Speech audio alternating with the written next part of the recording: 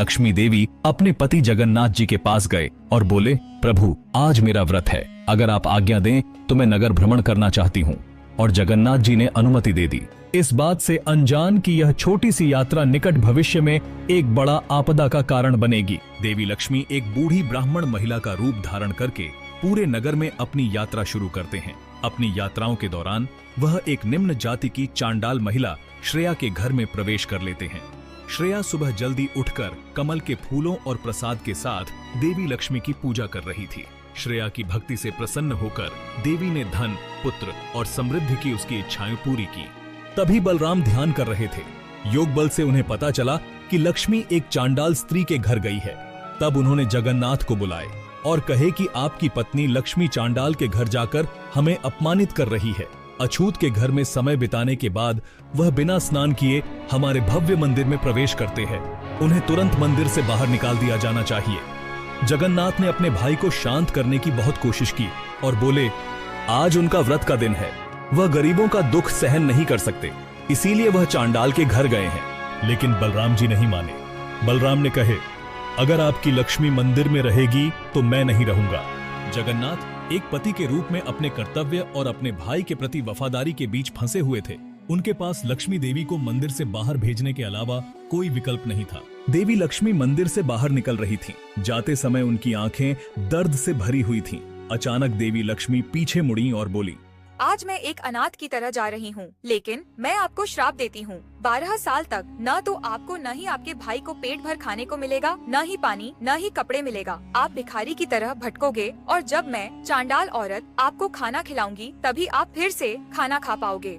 उस समय जगन्नाथ जी को एहसास हुआ कि भगवान होने के बावजूद भी वे अपने कर्मों के फल से बच नहीं पाएंगे।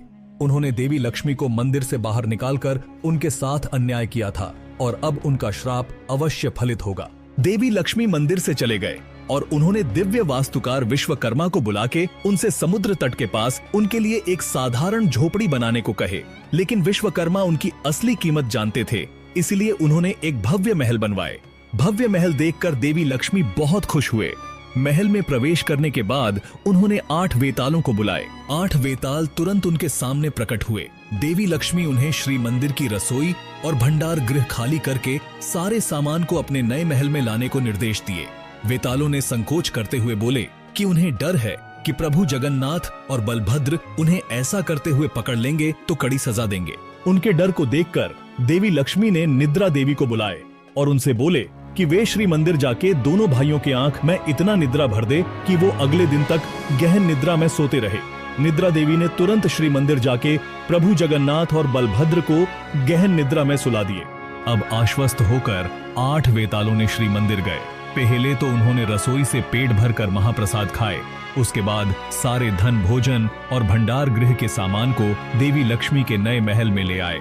अब मंदिर पूरी तरह खाली हो गया था। हालांकि देवी लक्ष्मी ने देखा कि वे भाइयों के रत्न जड़ित बिस्तर पीछे छोड़ आए थे। देवी लक्ष्मी ने 8 वेतालों को आदेश दिए कि वे पुनः मंदिर जाएं और दोनों भाइयों को साधारण बिस्तरों पर लिटाकर रत्न जड़ित बिस्तरों को ले आएं। वेताल वापस गए और दोनों भाइयों को साधारण बिस्तरों पर लिटाकर रत्न जड़ित बिस्तरों को ले आए। साथ ही भाइयों के महंगे वस्त्र और आभूषण भी ले आए। जब दोनों भाई जागे तो खुद को साधारण बिस्तर पर पाकर हैरान रह गए। तब उन्होंने देखा कि मंदिर एकदम खाली था और सभी कीमती सामान गायब थे। कोई भी दासी वहां नहीं थी, क्योंकि सभी दासी देवी लक्ष्मी के नए महल में चली गई थीं। तभी जगन्नाथ ने बोले, ऐसा तब होता है जब लक्ष्मी चली जाती है।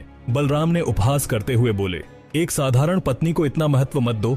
यदि पत्नी खो जाता है तो क्या इसका मतलब यह है कि पति को भूखा रहना पड़ेगा? चलो अपना खाना खुद बनाते हैं। वे रसोई गृह में गए और देखे कि रसोई गृह खाली थी।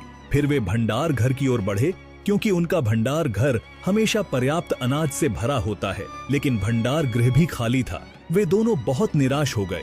अंत में थोड़ा पानी पीने के लिए वे इंद्रद्युम्न तालाब के ओर गए, लेकिन उन्होंने देखा कि उसमें पानी की एक बूंद भी नहीं थी। पूरा दिन बिना भोजन और पानी के बिताने के बाद वे बहुत भूखे और प्यासे हो गए थे। अंत में उन्होंने भिक्षा मांगने का फैसला किए। साधारण वस्त्र पहनकर, हाथ में टूटा हुआ छाता लेकर दोनों भाई अब विनम्र ब्राह्मण भिखारी का वेश धारण करके भव्य श्री मंदिर से निकल पड़े। अपनी भूख और प्यास बुझाने के लिए बेचारे जगन्नाथ और बलराम जी अब घर घर जाकर भीख मांगने लगे। देवी लक्ष्मी ने तब बुद्धि और वाणी की देवी सरस्वती को बुलाए और उनसे कहा कि वे लोगों के मन में यह संदेश फैला दें कि जगन्नाथ या बलराम जी को पूरे नगर में भोजन या पानी न दिया जाए। देवी सरस्वती लोगों के वाणी में विराजमान होकर उनके मुख से नास्ती वाणी ही निकाले। जगन्नाथ और बलराम जी जहां भी जा रहे थे उन्हें चोर समझकर भगा दिया जाता था। हर कोई उन्हें भोजन या पानी देने से मना कर रहा था। एक घर में एक दयालु ब्राह्मण महिला ने उन्हें चावल परोसने का प्रयास किया, लेकिन रहस्यमय तरीके से जैसे ही उन्होंने चावल परोसा, बर्तन गायब हो गया। दूसरी जगह एक व्यक्ति ने उन्हें कुछ मुरमुरे देने की कोशिश की, लेकिन देवी लक्ष्मी के आदेश पर पवन देवता ने तेज हवा चलाकर मुरमुरे को उड़ा दिया, जिससे टोकरी खाली हो गई। यह देखकर बलराम जी ने हैरान रह गए। हताश होकर दोनों भाइयों ने एक तालाब से कमल की जड़ें खाने का विचार किया, लेकिन जैसे ही वे पानी में उतरे, पानी मोटी कीचड़ में बदल गया। निराश होकर दोनों वहां से चले गए। जाते जाते रास्ते में एक योगी से मिले। जगन्नाथ ने कहे, हे योगी, हम दोनों बहुत भूखे हैं, क्या आप अपनी टोकरी में से कुछ फल दोगे? योगी ने जैसे ही कुछ फल देने की सोची, उसकी टोकरी से सारे फल गायब हो गए। यह देखकर योगी ने कहे, तुम दोनों लक्ष्मी के द्रोही हो, तुम्हारे मांगने मात्र से मेरी टोकरी खाली हो गई। अगर तुम इतने भूखे हो तो समुद्र तट पर चले जाओ, वहाँ एक महल है, तुम्हें पर्याप्त भोजन और पानी मिलेगा। दोनों भाई समुद्र तट की ओर चल पड़े, लेकिन देवी लक्ष्मी के श्राप की अंतिम बाधा के रूप में उन्होंने अग्नि देवता को आदेश दिए कि वे गर्मी इतनी बढ़ा दें कि रेत पर चलना बहुत कठिन हो जाए। जगन्नाथ गर्म रेत पर ठीक से चल नहीं पा रहे थे, लेकिन बलराम ने किसी तरह अपनी सारी ताकत जुटाकर देवी लक्ष्मी के महल के द्वार तक पहुंच गए और भिक्षा के लिए पुकारने लगे। उनका पुकार सुनकर महल से कुछ दासियां बाहर आईं, लेकिन दासियों ने मदद करने के बजाय उनका मजाक उड़ाए और बोलने लगे कि ऐसा कंगाल तो हम कभी नहीं देखे हैं, ये तो ब्राह्मणों से अधिक चोर लग रहा है। ऐसा बोलकर वहां से बलराम जी को भगा दिए।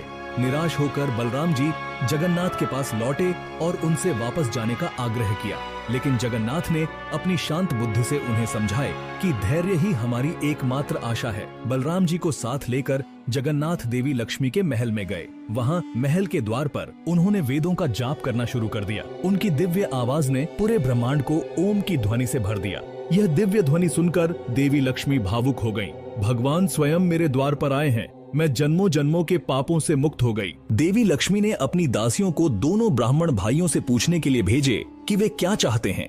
दासियों के पूछने पर भाइयों ने उत्तर दिए, हम भूखे हैं, कृपया हमें कुछ भोजन दीजिए। जब दासियों ने यह बात देवी लक्ष्मी को बताई तो लक्ष्मी मुस्कुराई और बोली, उनसे कहो कि यह एक चांडाल स्त्री का घर है, वे ब्राह्मण होकर मेरे हाथ का बना भोजन कैसे खा सकते हैं। लक्ष्मी के संदेश सुनकर भाइयों ने कुछ देर सोचे और उत्तर दिए, हमें बर्तन और खाना पकाने की सामग्री दीजिए, हम अपना भोजन स्वयं बना लेंगे। देवी लक्ष्मी ने दासियों द्वारा उनके लिए बर्तन, चावल, सब्जियां और सामग्री भेजी, लेकिन देवी लक्ष्मी के मन में एक विचार आया, अगर वे खुद खाना बना के खाने में सफल हो गए तो उन्हें लगेगा कि उन्हें स्त्री की कोई आवश्यकता नहीं है। इसी चिंता को ध्यान में रखते हुए उन्होंने अग्नि देवता को बुलाए और आदेश दिए कि उनकी लकड़ियां मत जलने दो, चाहे वे कितनी भी कोशिश करें, केवल धुआं ही उठना चाहिए। जब दासियां उनके लिए खाना बनाने की सारी सामग्री लेकर आईं, तो दोनों भाई उत्सुकता से अपना भोजन बनाने लगे, लेकिन चाहे वे कितनी भी कोशिश कर लें, आग नहीं जली। घना धुआं हवा में फैल गया, जिससे उनकी आंखें जलने लगीं और उनका दम घुटने लगा और उनकी हताशा बढ़ती गई। बलराम ने अपना आपा खो दिए। उन्होंने लकड़ी का एक टुकड़ा उठाए और गुस्से में बर्तन पर प्रहार कर दिए, जिससे बर्तन टुकड़े टुकड़े हो गया। भाइयों ने आखिरकार हार मान ली। उन्होंने कहा, भले ही हमारी जाति चली जाए, लेकिन हमें इस चांडाल के घर से भोजन स्वीकार करना होगा। देवी लक्ष्मी ने बड़ी प्रसन्नता के साथ स्वयं उनके लिए एक भव्य भोज तैयार किए और दासियों को भाइयों के साथ अत्यंत सम्मान से व्यवहार करने का निर्देश दिए।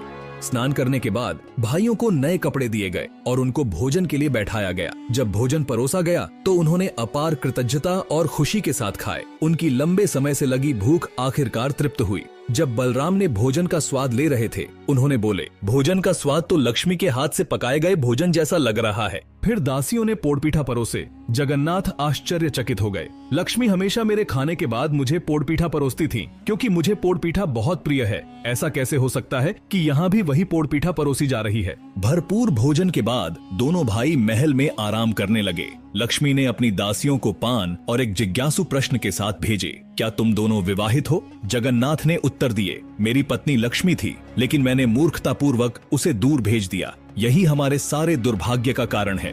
दासियों ने चालाकी से पूछा, कोई आदमी सिर्फ इसलिए सब कुछ कैसे खो सकता है क्योंकि उसकी पत्नी चली गई? जगन्नाथ ने जानबूझकर मुस्कुराते हुए कहे, कुछ पत्नियां घर में समृद्धि लाती हैं और कुछ ऐसी भी होती हैं जो दुर्भाग्य लाती हैं, लेकिन लक्ष्मी ऐसी थी जो घर को अनंत समृद्धि से भर देती थी। उनके बिना सबसे धनवान आदमी भी भिखारी जैसा महसूस करता है। यह सुनकर बलराम जी को अपनी गलती का एहसास हुआ और उन्होंने जगन्नाथ से कहे, चलो लक्ष्मी को ढूंढकर श्री मंदिर में वापस लाते हैं। जगन्नाथ ने हल्की मुस्कान के साथ उत्तर दिए, कहीं जाने की जरूरत नहीं है, यह लक्ष्मी का ही घर है। बलराम बहुत खुश हुए और जगन्नाथ से कहे कि वे जाकर लक्ष्मी का हाथ पकड़ें और उनसे कहे कि यह सब हमारी गलती थी। लक्ष्मी से वादा करें कि वह जहां चाहे जा सकती है, हम फिर कभी उस पर कोई प्रतिबंध लगाने की कोशिश नहीं करेंगे। जगन्नाथ लक्ष्मी से मिलने के लिए अंदर चले गए। जैसे ही लक्ष्मी ने उन्हें देखे, उनके चेहरे पर एक चमकदार मुस्कान आ गई। भाव विभोर होकर उन्होंने भक्ति भाव से उनके पैर छुए, लेकिन उनकी मुस्कान कठोर हो गई जब उन्होंने बोले, आपने मुझे चांडाल स्त्री कहकर निकाल दिए थे और अब आप यहाँ हो। यहाँ भोजन करके आप और आपके भाई ने अपनी जाति खो दी है। आपकी महानता पर धिक्कार है। अब बताइए, आपको क्या चाहिए? जगन्नाथ ने उत्तर दिए, हमने बहुत कष्ट सह लिया है। अब पूरी दुनिया हमें भिखारी के रूप में देख लिया। इस कथा को पवित्र कथा के रूप में सुनाया जाएगा। जो महिलाएं लक्ष्मी पूजा के दिन इसे पढ़ेंगे, उन्हें समृद्धि और आशीर्वाद मिलेगा। अब कृपया हमारे साथ मंदिर चलें। लक्ष्मी बोले, आपको मुझसे एक वादा करना होगा। अब से जातियों के बीच खाने पीने की कोई वर्जना नहीं होनी चाहिए। चांडाल और ब्राह्मण एक दूसरे के हाथ से खाना खा सकेंगे, तभी मैं मंदिर में वापस आऊंगी। जगन्नाथ ने पूरे दिल से सहमति जताई और लक्ष्मी और उनके भाई बलराम के साथ वे भव्य श्री मंदिर में लौट आए। देवताओं ने स्वर्ग से फूलों की वर्षा की और हवा दिव्य संगीत से भर गई।